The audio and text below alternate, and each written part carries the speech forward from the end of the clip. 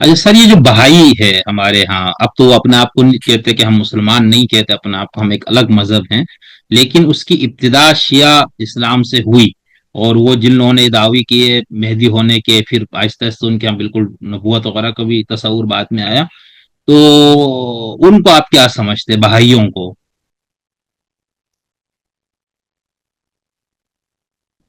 اب دیکھیں جو بہائیت ہے اس میں خود بہاء اللہ کی کتابوں میں یہ بڑی واضح طور پر ہے کہ اس کا نبوت کا دعویٰ نہیں ہے، اس کا اچھا، دعویٰ خدا کے مظہر ہونے کا ہے۔ صحیح، اور وہ جو کتابیں لکھتا ہے وہ کہتا ہے میں نے نازل کی ہیں، صحیح، تو اس کا تو دعویٰ ہے ہی نہیں۔ جو جو اس سے پہلے تھا، باب باب نے دعویٰ کیا اور باب ہلاک ہو گیا، اس کو نہیں فائنلس باپ، کورٹ ہاں کے سامنے رکھ بالکل، کے انہوں نے مار دیا ہم، اس کو۔ لیکن بہاء اللہ کا جو دعویٰ تھا نا، وہ نبوت کا دعویٰ نہیں تھا، باپ نے بلکہ نبوت وہ کا خدا دعویٰ کے کیا تھا؟ باب نے نبوت کا نہیں، مطلب اس نے یہ کہا تھا کہ اللہ تعالیٰ مجھ سے کلام کرتا ہے، اس نے مجھے کسی منصب پہ فائز کر دیا ہے۔ تو ہم صحیح، خدا ہاں، پہ کسی منصب کا دعویٰ کریں یا خدا سے کسی کلام کا دعویٰ کریں، جیسے میں نے بھی عرض کیا نا کہ صرف یہ نہیں ہے کہ وہ کہے کہ میں فلاں منصب پہ ہوں، بلکہ اگر وہ یہ بھی کہے کہ خدا نے مجھ سے فلاں بات کی ہے، اور کی بھی ہو ان تین طریقوں میں سے کسی ایک سے، یا تینوں سے، یا کسی ایک طریقے سے بات کی ہو، تو اس کے متعلق اللہ تعالیٰ یہ فرماتا ہے اگر وہ جھوٹ بولتا ہے تو وہ ہلاک ہوگا، چاہے وہ منصب کا دعویٰ کرے یا صرف کلام کا دعویٰ کرے۔ تو یہ باپ کا دعویٰ تھا، تو باپ ہلاک ہو گیا۔ لیکن اس کے بعد جب بہاء اللہ نے دعویٰ کیا ہے تو اس نے یہ نہیں کہا کہ میں نبی ہوں یا میں رسول ہوں، بلکہ اس نے یہ کہا کہ میں خدا کا مظہر ہوں، صحیح، جو اللہ تعالیٰ کا ایک وعدہ تھا ظہور ہونے کا، جیسے وہ قرآن کریم کی بعض آیات سے کہتے ہیں پھر وہ رب آ گیا اپنے فرشتوں سمیت، اور وہ اس طرح جو وجا شرق و غرب میں ربک اس کا نور والملک پھیل گیا۔ صفا، تو وہ جو ہے وہ اس کا وہ دعویٰ تھا، کیونکہ اگر ہم یہ کہیں کہ جی بہاء اللہ کامیاب ہو گیا یا اس کا مشن پھیل گیا، تو گویا ہم قرآن کریم کے اصول کا انکار کرتے ہیں۔ صحیح، تو قرآن کریم کے اصول کو سمجھنا چاہیے، پھر اس پہ پرکھیں کہ جی کون اس کے متعلق صحیح ہے اور کون غلط ہے۔ صحیح، لوگ پوچھتے ہیں بہاء اللہ کے متعلق ایسے سوالات۔ جی، جی جی بالکل، کیونکہ ان کا بھی اس طرح تھا نا۔ اچھا، یہ ہمارے جو گرو نانک صاحب، ان کا بھی کوئی اس طرح کا دعویٰ نہیں تھا، حضرت بابا گرو نانک؟ بابا گرو نانک ہمارے نزدیک ایک مسلمان تھے، اگرچہ وہ ہندو گھرانے میں اچھا، پیدا ہوئے، لیکن اس کے بعد پھر انہوں نے اسلام قبول کر لیا۔ تو وہ ایک صوفی بزرگ تھے، بہت بڑے، اور ان کا کوئی کسی قسم کا دعویٰ نہیں تھا۔ یہ تو بعد میں پھر جو مختلف گرو آئے ہیں، اس کے بعد انہوں نے پھر، کیونکہ بابا گرو نانک نے بھی جو خود بھی کلام کہا، یا جو بابا فرید کا یا دوسرے کبیر کا اس طرح کا جو کلام تھا، وہ انہوں نے جمع نہیں کیا، لوگ لکھتے رہے۔ پھر بعد میں گرو ارجن دیو صاحب نے اس کو جمع کرنا شروع کیا، اور وہ مختلف گروؤں کے زمانے میں کچھ اپنے گروؤں کے، کچھ دوسرے لوگوں کے، انہوں نے جو صوفیات تھے ان کا کلام جو تھا وہ جمع کیا اور اس کو گرنتھ کہا۔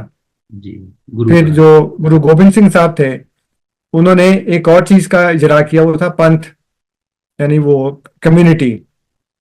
تو گرنتھ اور پنتھ جو ہے، اب اس وقت جو سکھ ازم آپ کے سامنے ہے، وہ بابا گرو نانک کا بنایا ہوا نہیں ہے، وہ بعد کے گروؤں کا بنایا ہوا ہے۔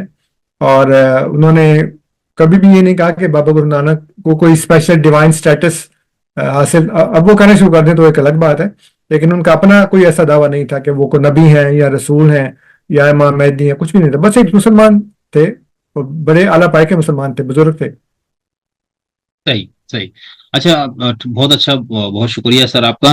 اچھا، اب یہ تو میں نے کچھ مثالیں آپ کو سے یہ سمجھنے کے لیے آپ کے سامنے رکھی، جو مرزا صاحب سے پہلے کے جن لوگوں نے اس قسم کے دعوے کیے۔ اب مرزا صاحب کی بات سے ابھی تک کوئی ایسا دعوے دار نہیں ہے آپ کی نظر میں؟ آپ نے کہا تھا امکان ہے، خدا جس کو چاہے بنا دے، لیکن ابھی تک کوئی نہیں ہے، ایسا ہی ہے؟ ابھی تک کوئی سچا تو کوئی نہیں آیا۔ ٹھیک، ٹھیک، کچھ لوگوں مطلب نے ابھی، دعوے کیے ہیں، لیکن جی جی، ظاہر ہے کہ ان کا جو دعویٰ ہے وہ پہلا ہی جو ٹیسٹ ہے اس کے اوپر ہی پورا نہیں اترتے۔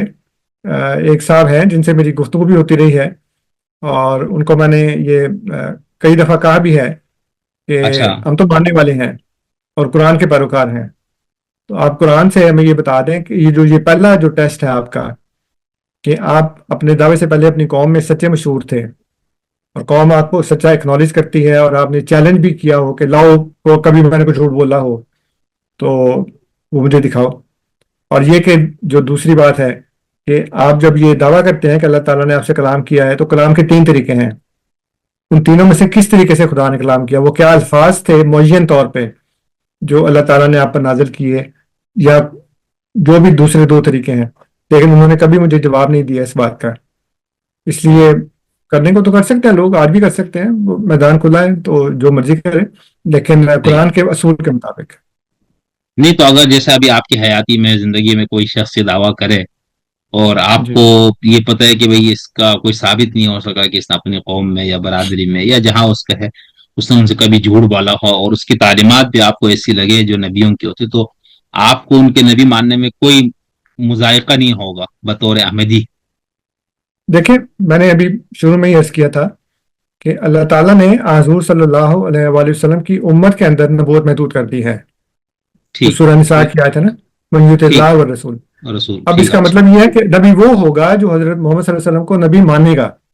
ٹھیک. یہ بالکل نہیں ٹھیک. ہو سکتا کہ وہ خاتم. کہے کہ یہ نبی نہیں ہے لیکن میں نبی ہوں. ایسا تو ہاں نہیں ممکن صحیح نہیں ہے. ہے. امت ٹھیک ہے یعنی مسلمہ کے اندر مسلمان یہ ایک جو امت بڑا ہے. دائرہ تھا اس کے اندر ایک چھوٹا دائرہ آ گیا. اب جو دائرہ ہے وہ احمدیت کا دائرہ ہے. اب اچھا. جو شخص حضرت مسیح موعود علیہ الصلوۃ والسلام کو ان کے تمام دعووں میں سچا مانے گا اور خلافت احمدیہ پر ایمان رکھے گا، اس کے ساتھ وابستہ ہوگا، اس کا امکان ہے. لیکن اسے باہر کو کہے کہ نہ تو میں مرزا صاحب کو نبی مانتا ہوں، نہ میں خلافت احمدیہ کے ساتھ وابستہ ہوں، میں کچھ نہیں مانتا، یہ سب جھوٹ ہے، فراڈ ہے، تو وہ شخص نبی نہیں ہو سکتا. اس لیے کہ پھر وہ حضرت مسیح موعود علیہ الصلوۃ والسلام کا براہ راست انکار ہوگا.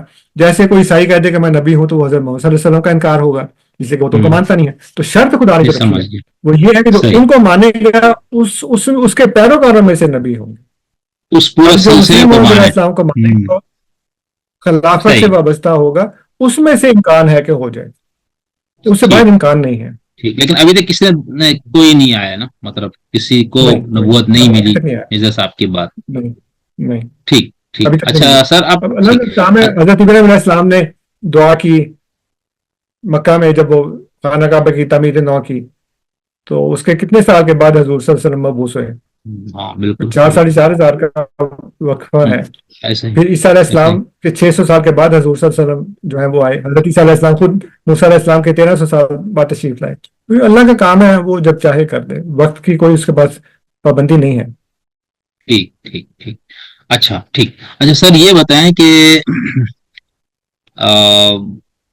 آپ نے یہ فرمایا کہ آپ مرزا صاحب کو نبی بلا شریعت مانتے ہیں، یعنی شریعت محمدی ہی کے وہ پیروکار بھی تھے اور اسی کے مبلغ بھی تھے. ٹھیک ہے. جی تو جی پھر نبی کس مفہوم میں ہے؟ لیکن نبی تو یہ ہوتا ہے کہ خدا کی طرف سے کوئی نیا پیغام، نئے سے مراد یہ ہے جیسے کہ یعنی کہ اس موجود پیغام میں کوئی ایسے مسائل ہو گئے قرآن میں، جیسے ہم کہتے ہیں کہ تورات میں تحریف ہوئی، انجیل میں فلاں قسم کا، تو اسی طرح ایسا کیا تھا کہ وہ شریعت تو نئی نہیں لائے پھر ان کو نبی کا درجہ ملنا، یہ تھوڑا ہمیں سمجھ میں نہیں آ رہا ہے. دیکھیں، بنیادی نقطہ یہ ہے کہ اگر آپ قرآن کریم کو چھوڑ کر اپنی نئی نئی اصطلاحات نکالیں گے اور نئے نئے مسئلے نکالیں گے تو پھر ظاہر ہے کہ وہ غلط ہوگا سارا کام. اب یہ کہ جی نبی وہ ہوتا ہے جو یہ کرے اور نبی وہ رسول یہ ہوتا ہے اور نبی اور رسول میں فرق ہوتا ہے، یہ ساری ہوائی باتیں ہیں. اس کا قرآن سے کوئی ثبوت نہیں ہے، بلکہ قرآن میں اس کے الٹ موجود ہے.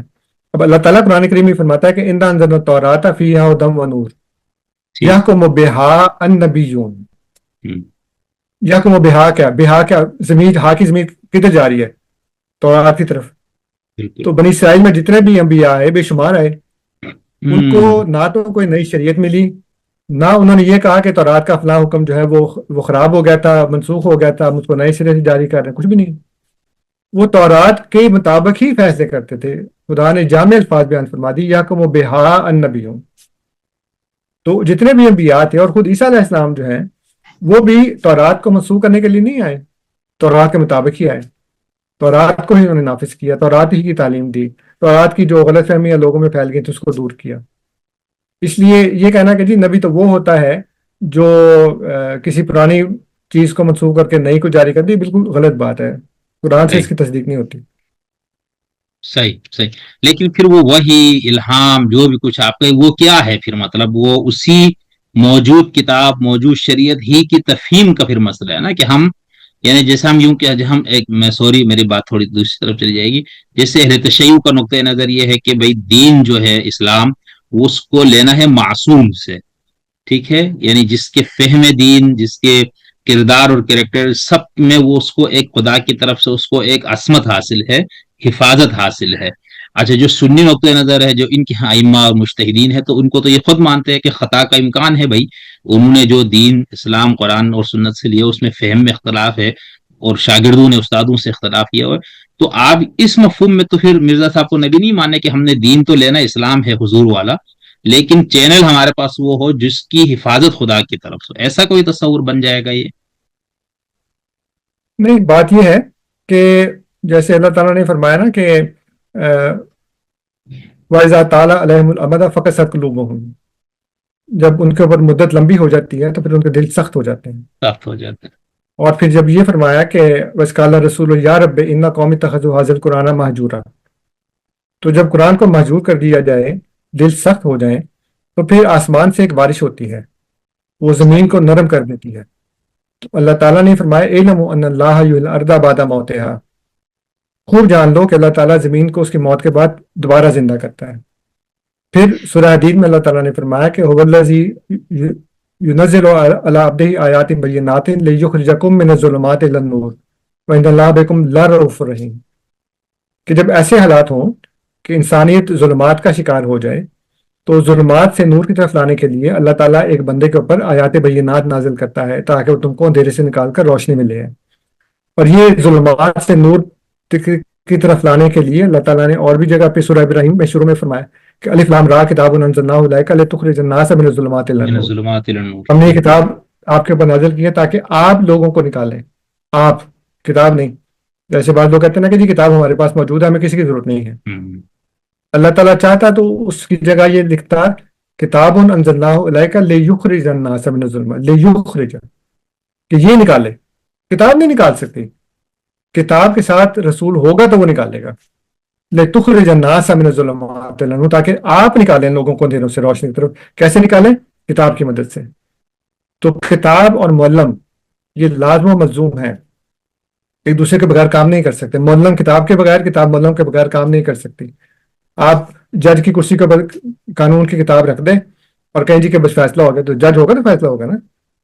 انٹرپریٹیشن تو یہ وکیل یہ کچھ کہہ رہا ہے، یہ کچھ کہہ رہا ہے، لیکن الٹیمیٹ فیصلہ تو جج نے کرنا ہے، اس نے کتاب کی مدد سے کرنا ہے۔ اس لیے جو تفہیم لا کی کتاب کی جج سمجھتا ہے وہ یہ وکیل اور یہ وکیل چاہے نہ سمجھتے ہوں۔ اس لیے ہم یہ کہہ رہے ہیں کہ حضرت مسیح موعود علیہ السلام نے آ کر سب سے پہلا کام یہ کیا کہ میں قرآن کی طرف راغب کیا، اور پھر قرآن کی وہ تفہیم کی، اور بطور حکم عدل ہونے کے، کیونکہ جو اللہ تعالیٰ نے فرمایا کہ فَلَا وَرَبِّكَ لَا يُؤْمِنُونَ حَتَّىٰ يُحْكِمُوكَ فِيمَا شَجَرَ بَيْنَهُمْ، اللہ تعالیٰ نے نبی کریم صلی اللہ علیہ وسلم کو حکم بنایا، حضور نے مسیح موعود کو حکم بنایا، حکماً عدلاً۔ تو اب جو مسلمانوں کے اندر اتنے تفرقے ہیں، اتنے اختلافات ہیں، اس کا فیصلہ کون کرے گا؟ آپس میں تو نہیں کر سکتے نا۔ کیا سنی شیعہ کی بات مان لیں گے، یا شیعہ سنی کی بات مان لیں گے، یا وہ بریلوی کے بریلوی اہل حدیث کی؟ کوئی ایک دوسرے کی بات ماننے کو تیار نہیں ہے، ایک دوسرے کا نقطہ نظر پڑھاتے بھی نہیں ہیں اپنے مدرسوں میں۔ میں نے خود جو کچھ درد دل والے حضرات ہیں ان کی میں نے کتابیں پڑھی ہیں، وہ کہتے ہیں جی کہ ہمارا سب سے بڑا مسئلہ یہ ہے کہ ہم ایک دوسرے کی سننے کو تیار نہیں ہیں۔ آپ اہل حدیث مدرسے میں جائیں اور ان سے کہیں کہ جی آپ بریلویوں کی کتابیں بھی اپنے بچوں کو پڑھا دیں، کبھی بھی نہیں پڑھائیں گے وہ، یا بریلوی اہل حدیث کی کتابیں نہیں پڑھائیں گے۔ کیوں نہیں پڑھاتے؟ پڑھائیں نا، خوف کس بات کا ہے؟ ان کا ذہن کھلے گا، کمپیریٹیو اسٹڈی ہوگی ان کی، پھر ان کو پتہ لگے گا اگر آپ سچے ہیں آپ کو کس بات کا ڈر ہے۔ اللہ تعالیٰ فرمایا قرآن کریم میں کہ اگر تم سچے ہو تو کوئی تمہیں گمراہ نہیں کر سکتا۔ تو یا تو پھر آپ سچے نہیں ہیں، تو پھر آپ کو خوف کس بات کا؟ اگر آپ سچے ہیں تو پڑھائیں نا ان کی کتابیں ساری۔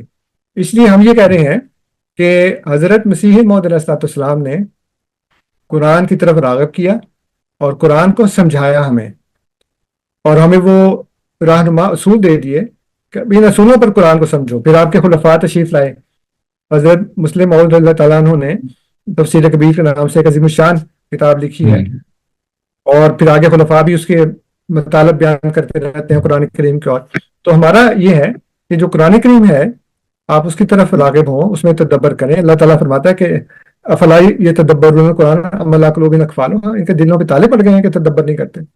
तदब्बर तो कोई भी कर सकता है ना। तो वो रहनुमा असूलों की रोशनी में जो हजरत मसीह मौद इस्लाम ने हमें बताए हैं, जो खुलफा हमारी रहनुमाई करते हैं, उसकी रोशनी में हम उसको आगे बढ़ते हैं, देखते हैं। इसलिए हम समझते हैं कि कुरान करीम को समझना चाहिए उन इरशादात की रोशनी में जो हुजूर ने हमें बयान फरमाया, क्योंकि वो हकमतन हाँ, है। यही ठीक। अच्छा, सही। और दूसरा इसमें सर ये है ना कि आप ये कह रहे हैं कि मिसाल, मैंने आपको मिसाल दी कि अबू हनीफा, शाफी या राजी, और इधर से अहले तशय्युअ के जो मुफस्सिरीन और फुक़हा, तो उनके जो फहम या वो जो कुरान बताएंगे और सारा कुछ, तो उसमें गलती का इम्कान है, गुमराही का भी इम्कान है, ठीक है, यानी किसी इंसान का भी। लेकिन आप ये कह रहे हैं कि हजरत मिर्जा साहब जो हैं, उनका जो कुछ बयान है कुरान का और उसको समझने के जो उसूल, वो मिन जानिबिल्लाह है, और उसमें खता और गलती की कोई गुंजाइश नहीं। ऐसा ही है? देखिए, जो अंबिया होते हैं वो खता कर सकते हैं, लेकिन अल्लाह ताला उनको खता पर कायम नहीं रखता। ठीक। इसलिए उन्होंने जो कुछ बयान फरमाया है वो रहनुमा असूल हैं, और हम उन असूलों की रोशनी में फिर आगे उसको समझते हैं। बाकी जो हैं सही। जिनके आपने नाम लिए हैं उलमा के, कदीम उलमा जो हैं, या आजकल के भी, आजकल की भी। हम किसी को भी ये नहीं कहते कि ये ना पढ़ो, क्योंकि ये तो कुफार वाला एक तरीका है ना, कि वो जो साहबी थे जो यमन से आए थे, मुझे ज़हन से नाम निकल गया उनका, तो उनको मक्का वालों ने कहा कि यहाँ पे एक बंदा है जो जादू कर देता, तुम उसकी बात ना मानना। तो उन्होंने कानों में रुई ठूंस ली। तो वो खाना काबा का तवाफ कर रहे थे, तो करते करते उनको ख्याल आया कि कितना बेवकूफ़ आदमी हूँ मैं अपनी कौम का सरदार हूँ, अगर उन्होंने कुछ समझ के मुझे सरदार बनाया ना, तो इस शख्स की बात सुननी चाहिए। अगर खराब होगी तो जाहिर है मैं उसको रिजेक्ट कर दूंगा, और सच्ची होगी तो मानने में क्या हर्ज है। तो आज उन्होंने वो रूही निकाल दी, हजूर की बात सुनी, मुसलमान हो गए। तो मक्का उन्होंने कहा, देखा हमने तुम पहले ही कहा था।